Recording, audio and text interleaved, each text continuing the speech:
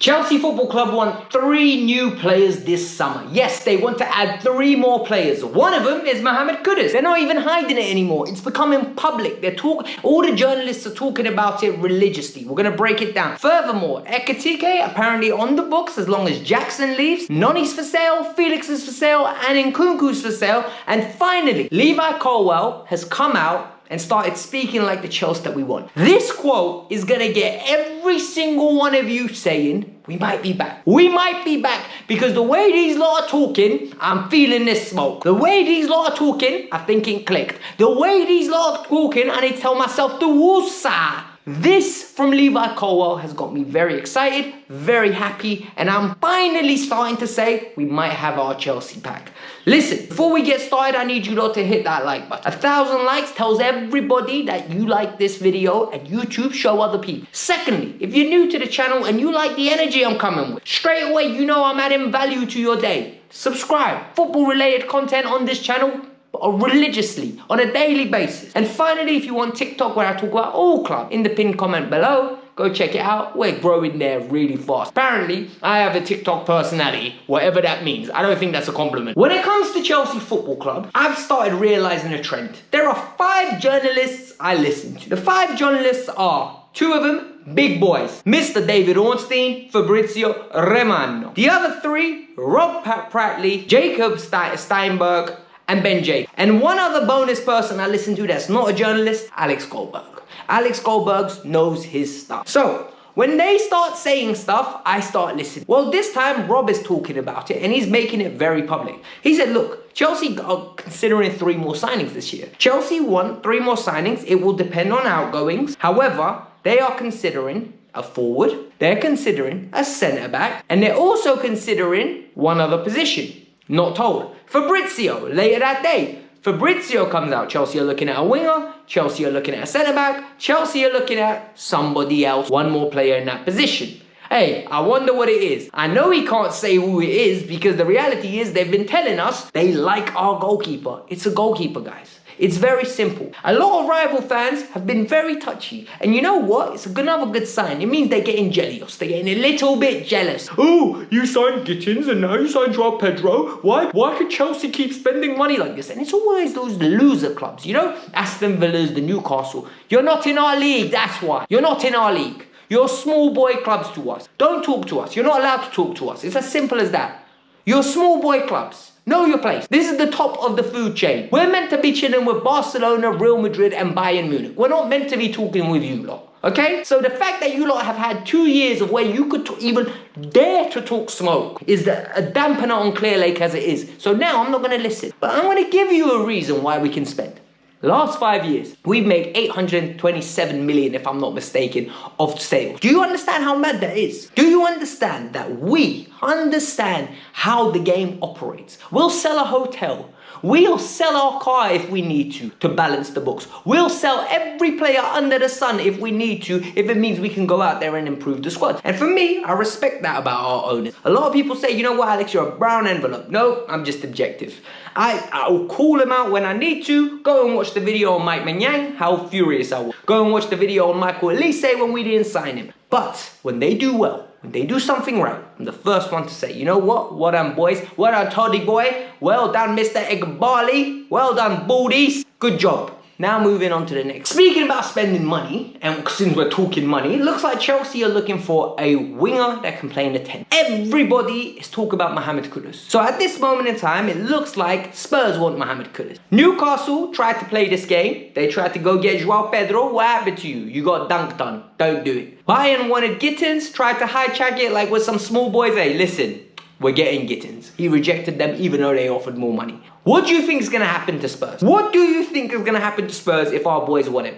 If our boys want the player, he's coming to us. We've seen it in history. Spurs can't compete with us when it comes to signings. Spurs can't compete with us on the pitch. The only thing they have better than us is that stadium, so we better move to another place and build a better stadium. That's the only thing they have over us. Other than that, I can't lie to you, Spurs are small boys. So, what's going on? Jacob Steinberg has come out, or Steinberg, whatever his name is.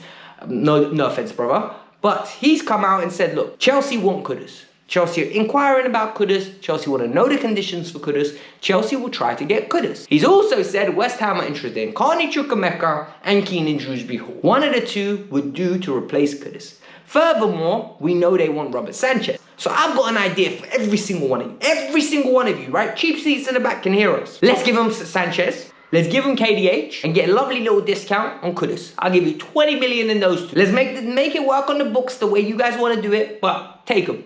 Even so, if you want Carney, you're going to have to pay 35 million. If you pay the 35 million, we'll cook. We'll make it even. We'll call it even. You know what I mean? Pay us for Carney, pay us for KDH, pay us for Sanchez, and we'll pay you for Kudus, and we'll make the books work somehow. For me, this would be an excellent deal. We've got Alex Goldberg saying the interest for Kudus is real. We had Fabrizio talk about it. We have got so many sources talking about this Kudus deal that it makes me believe this deal could happen.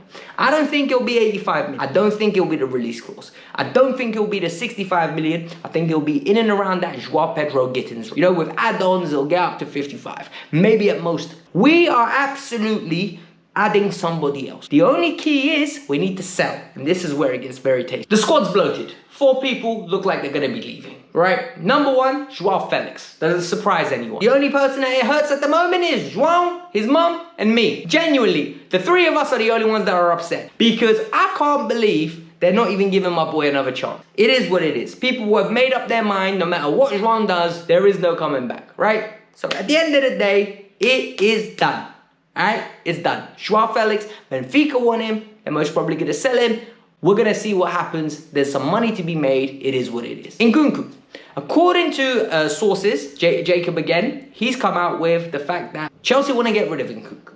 If the right bid comes in, he'll move on. No such thing as right bid. They're going to move him. They've been trying to ship him since January. They've been looking left. They've been looking right. They've been offering him to Bayern. They've been trying to get Tel. They are going to do whatever it takes to get this man out of the club. I don't understand why now. Because I can't lie to you, something changed in Nkunku. He started running again. It's like, yeah, he was content at being Chelsea. He was bored in his relationship. He didn't want to do anything. He just wanted to stay at home all the time and be bored. All of a sudden, Club World Cup hits. He's out in America, sees a couple baddies, and he's like, you know what? I'm going to be running around now. I'm going to put some effort in. I don't know what happened. It's like that student that doesn't study all year. And then the finals are coming up, and he's like, hey, you know what? Maybe I need to study because I'm going to fail my exams.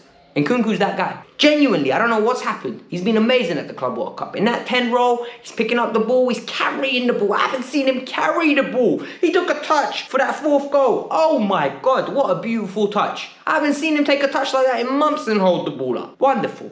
Now 2 players that people are going to be annoyed about, but I actually have come around to selling them. And I'm going to explain why. Number 1, Nicholas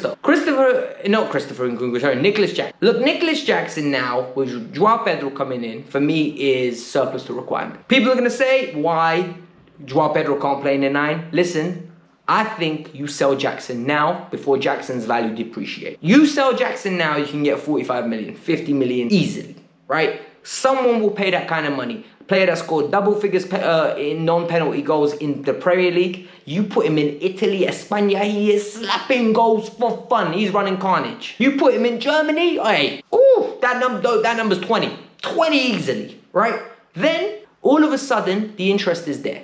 According to reports, Ben Jacobs, Chelsea are looking at Ekatike amongst other targets, which I think is Kudus, one of those other targets. They want, at this moment in time, Ekatike or one of the other targets. Jackson has to move on. They'll find the suitor, trust me. Saudi are interested in him as well, and trust me, I have never seen a move in my eyes more than Jackson to Saudi. I could see it already. He's going to get paid, live a great life. I don't know. But the other one that a lot of people are going to be upset about is the Noni Madueke. Look, we knew when Estevao was coming in, one person was going to lose out.